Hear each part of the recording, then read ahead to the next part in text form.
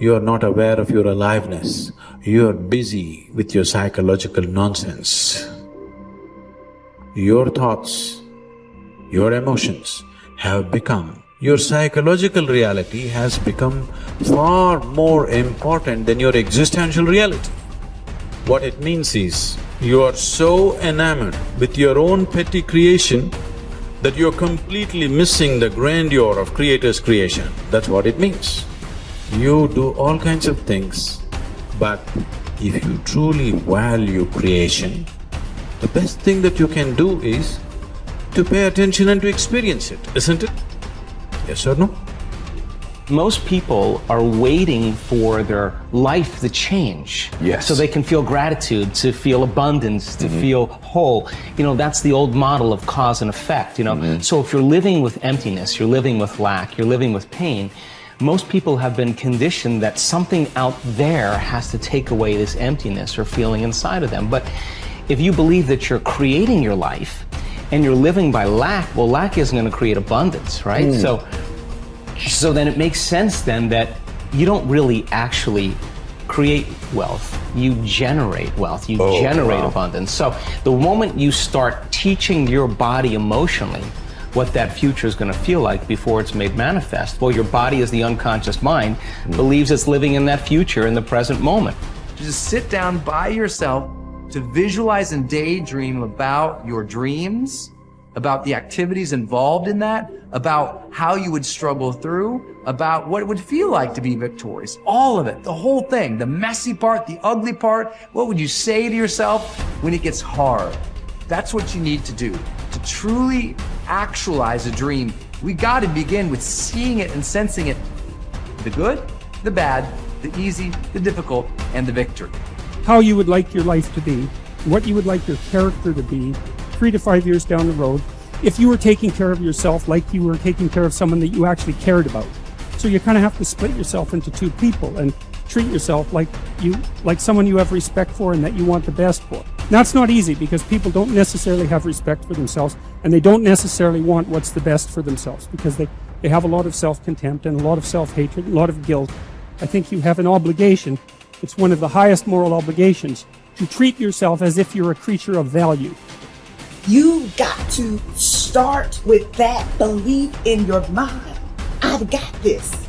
I can do this. I can conquer this. I can pass this exam. I can get elected for the position that I'm going for.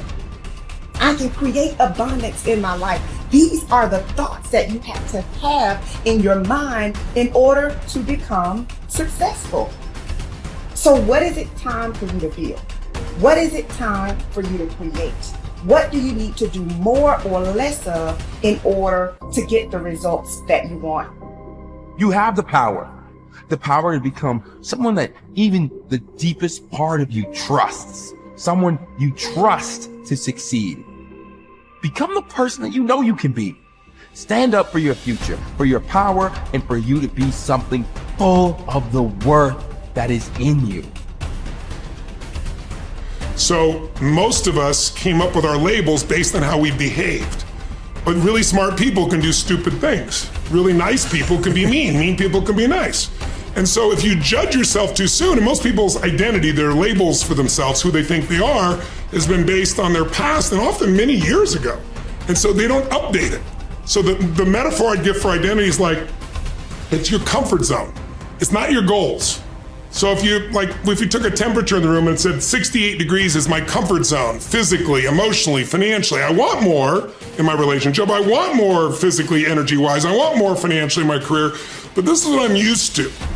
And so what happens? People stay in their comfort zone for the most part, and then let's say something happens and you dip, you're a 68 degree, or that's your mentality, and you drop down to 62, 61, 60, somewhere around 60 or 59, the heaters kick on and go, whoa, whoa, whoa.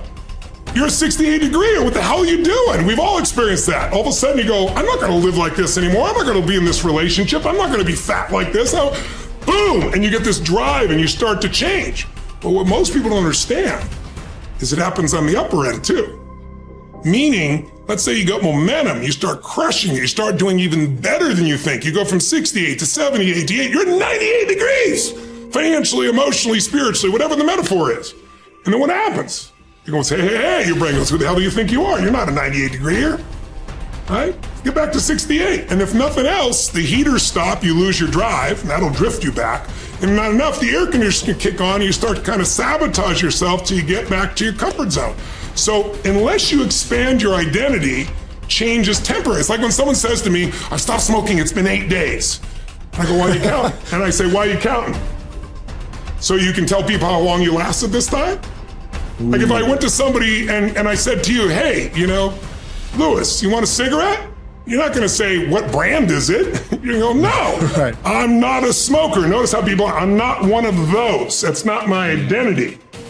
Identity is the strongest force in the human personality. If you look at Lance Armstrong, who has a mixed identity now in the culture, this is a guy that had to win and found a way to win. So when he was told he had cancer in his lungs, in his brain, and in his testicles, and he rides a bike, and he's gonna die, his answer was, no, I'm a champion. I find the way. I will find the answer. And he did. Now, unfortunately, he bent the rules around the sport, and it kind of ruined his reputation, obviously.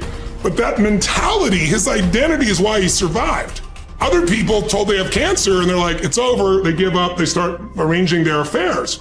And so that psychological difference is the number one thing I work with people on, because unless you expand your identity, you're going to basically keep where you are. You might improve a little or not. You might go up and down a bit, but you're going to stay within a realm.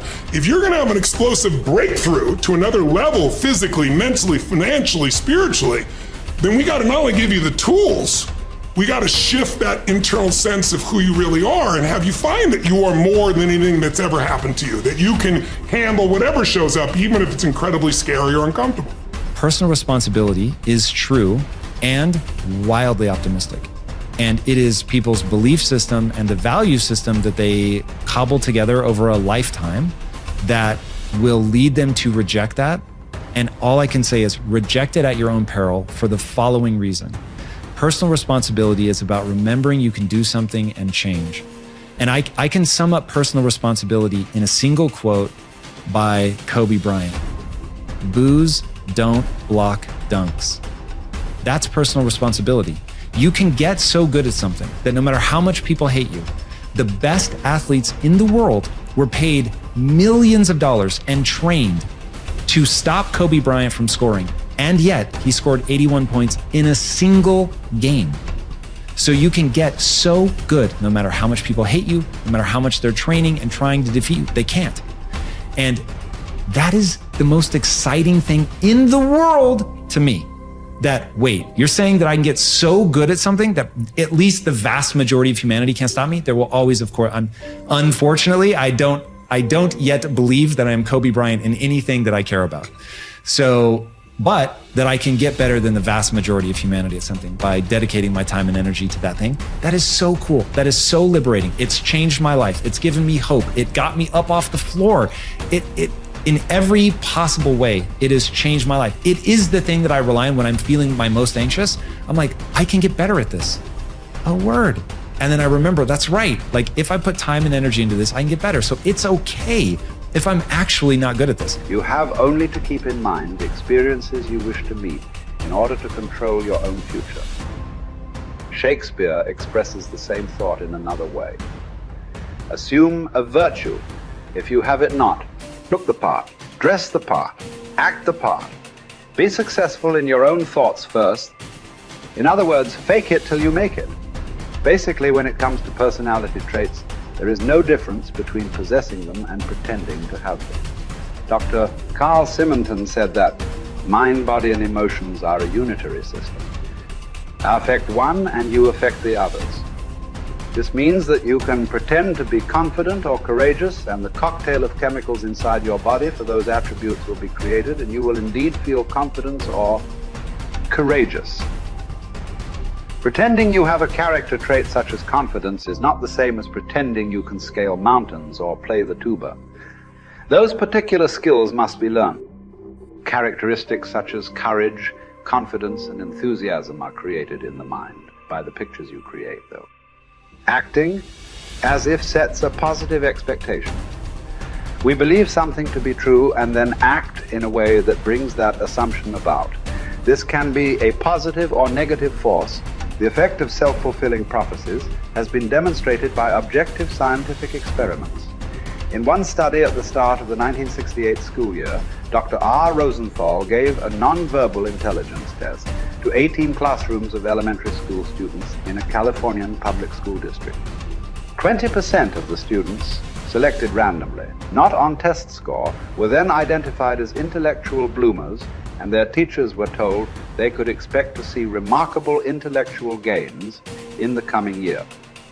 The only difference between these students and the other 80 was the expectations created in the teachers' minds.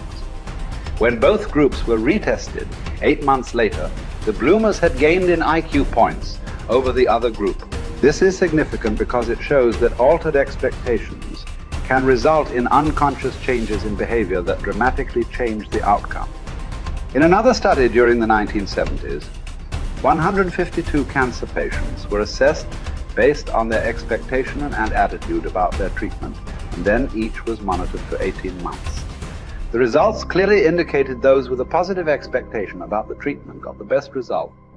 It follows, therefore, that your chances of success in anything in life are greatly improved by positive expectations. Man is like the wireless operator. Man is subject to miscellaneous wrong through currents if his mind is not in tune with the infinite, or if he is not keyed up to higher vibrations than those of negation. If you want a quality, act as if you already had it.